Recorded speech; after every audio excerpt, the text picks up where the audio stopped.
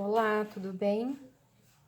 Então, você coloca umas pedrinhas aqui e o recipiente aqui no meio. Pode estar colocando mais pedras se quiser.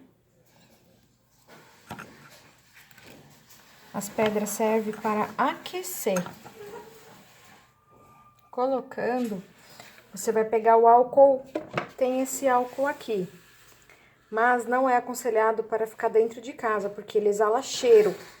Mas eu vou dar só um exemplo dele, tá? Coloca.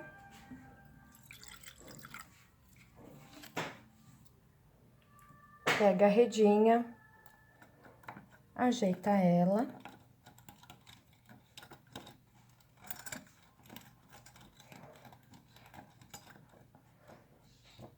E vai colocando as outras pedras.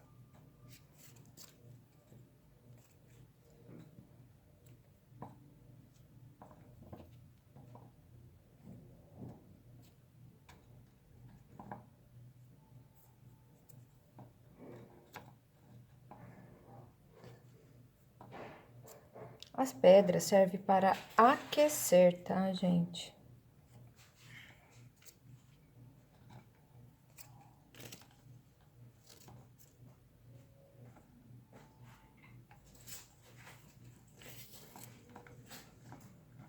Deixa um espacinho no meio,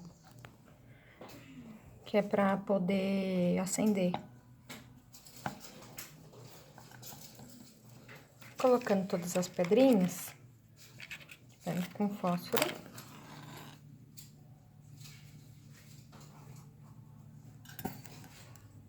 E pronto.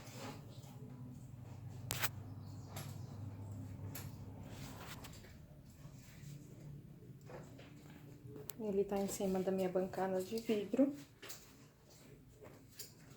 Não vai estourar, porque o concreto, o cimento, ele tá... o recipiente, ele é de alumínio, tá? E as pedras vai servir só pra aquecer, tá bom?